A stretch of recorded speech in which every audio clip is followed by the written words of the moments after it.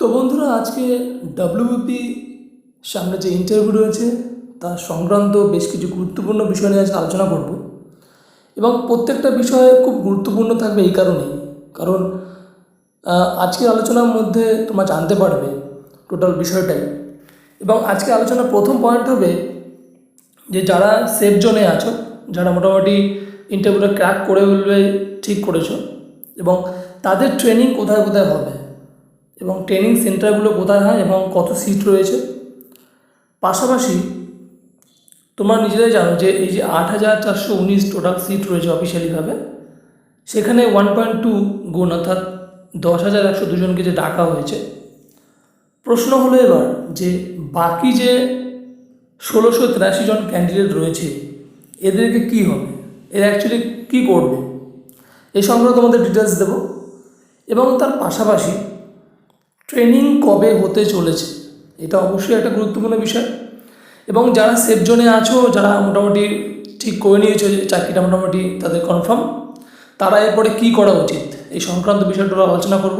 তো অবশ্যই যারা নতুন ভিউয়ার্স আছে তাদেরকে বলবো অবশ্যই এই সব কিছু অ্যান্সার পাওয়ার জন্য অবশ্যই চ্যানেলটিকে সাবস্ক্রাইব করে রাখো, পাশে থাকা বেল আইকনটিকে অবশ্যই প্রেস করে রাখো অল টাইম নোটিফিকেশন পাওয়ার জন্য।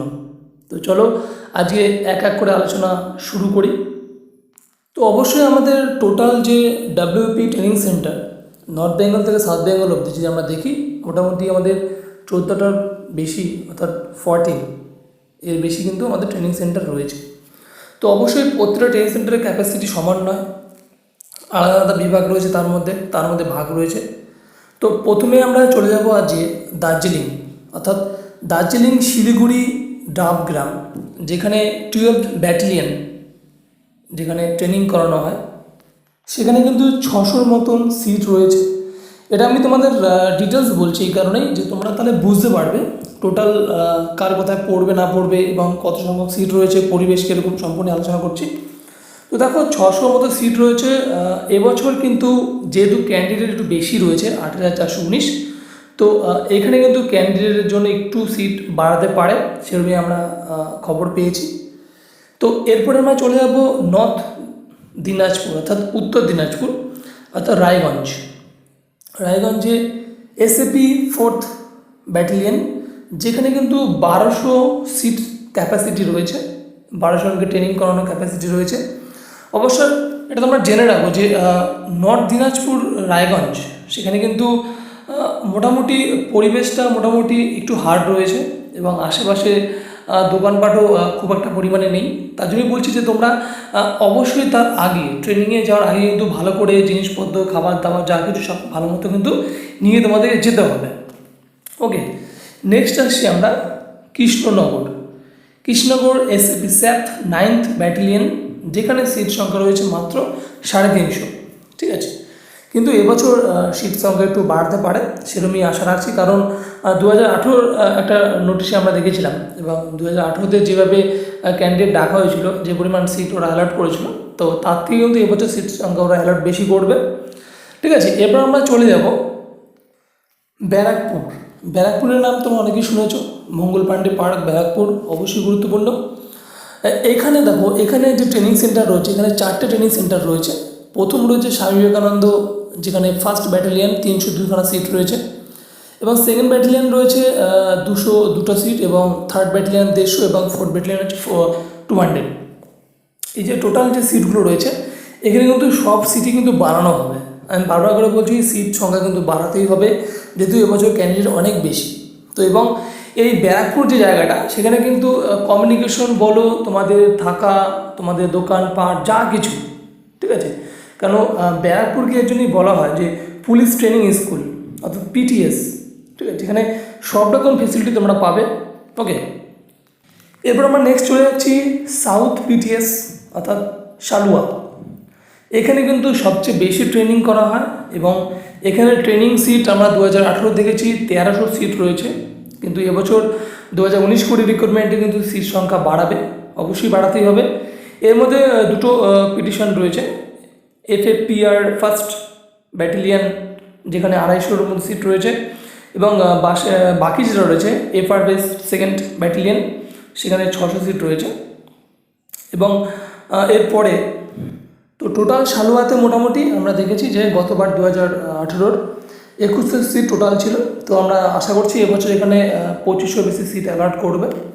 এবং দেখো এই জায়গাটা কিন্তু তোমাদের সবচেয়ে বেশি হার্ড জায়গা, অর্থাৎ সালুয়াতে কিন্তু প্রচণ্ড হার্ড ট্রেনিং হয়।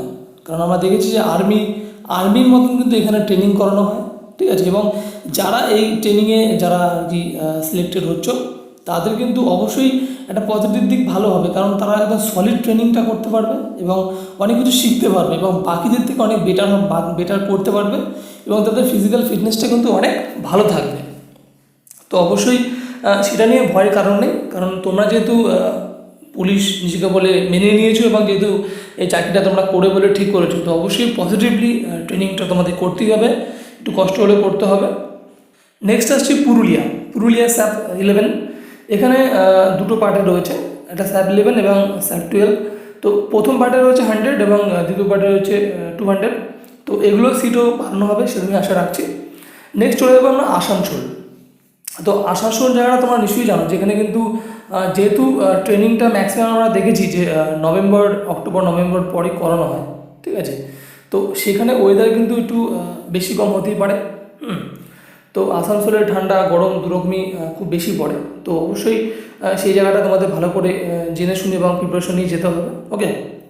এবং নেক্সট আসছি আমরা নর্থ চব্বিশ পরগনা, অর্থাৎ যেটা ব্যারাকপুরের আন্ডারের মধ্যে পড়ে, অর্থাৎ হালিশহর, যেটা এনভিএফ বলা হয়। সেখানে কিন্তু মোটামুটি 300-র বেশি সিট রয়েছে। গতবারে দেখেছি আমরা 2018-19 এবং এবছর সিট বাড়ানো হবে। তো মোটামুটি তোমাদের যেহেতু 8419 টোটাল সিট অ্যালট রয়েছে, তো তো মোটামুটি এই যে ট্রেনিং সেন্টারগুলোর নাম তোমাদের বললাম, সেখানগুলোর পরিবেশ অবশ্যই কীরকম কী হবে আমি সেগুলো ডিটেলস দিয়ে দিলাম। তো অবশ্যই তোমরা ট্রেনিংয়ের জন্য ভালো করে প্রিপারেশন নাও। প্রথমত মেন্টালি প্রিপারেশন অবশ্যই প্রয়োজন, এবং যারা ইন্টারভিউ ক্র্যাক করে বলে ঠিক করে নিয়েছো তারা ভালো করে ট্রেনিংয়ের জন্য যা জিনিসপত্র লাগবে সেগুলো ভালো করে গুছিয়ে নাও। তো বন্ধু, এর পাশাপাশি আরও কয়েকটি জায়গায় ট্রেনিং সেন্টার খোলার ডাব্লিউবি বোর্ড থেকে সেরকমই জায়গা ওরা অ্যানাউন্সমেন্ট করছে। তো সেগুলো ফুলফিল হলে অবশ্যই আরও ভালো হবে, তো সেই আশা রইল। তো আমরা এর পরবর্তী প্রশ্নতে চলে যাব, যেখানে বলা হয়েছিল যে এই যে 8419 সিটের এগেনস্টে যে 10,100 জনকে ডাকা হয়েছে, বাকি রয়েছে 1683 জন, প্রায় 1700 রাউন্ড ফিগারে। এরা কি করবে? তোমাদের মধ্যে অনেকই প্রশ্ন রয়েছে যে তাহলে এদেরকে কি বাদ দেওয়া হবে না এরা চান্স পাবে না? তো এই সংক্রান্ত অবশ্যই একটু ডিটেলস আলোচনা করা উচিত, না তোমরা বুঝতে পারবে না। তো আমরা এই সংক্রান্ত তোমরা পরবর্তী ভিডিওতে আসছি। অবশ্যই তোমরা তার জন্য চ্যানেলটিকে সাবস্ক্রাইব করে রেখে এবং পাশে থাকা বেল আইকনটি প্রেস করে রাখো। এবং তোমার যদি মনে হয় এখান থেকে শিখতে পারছো, জানতে পারছো, অবশ্যই চ্যানেলটিকে লাইক করো একটা এবং শেয়ার করো এবং কমেন্ট করে জানাও তোমাদের কী প্রয়োজন না প্রয়োজন। তো আমরা পরবর্তী ভিডিওতে আরও ডিটেলস নিয়ে আসছি। তো চলো আজ এটুকুই, আর ভালো করে ট্রেনিংয়ের জন্য প্রিপারেশন নাও। দেখা হবে নেক্সট ভিডিওতে।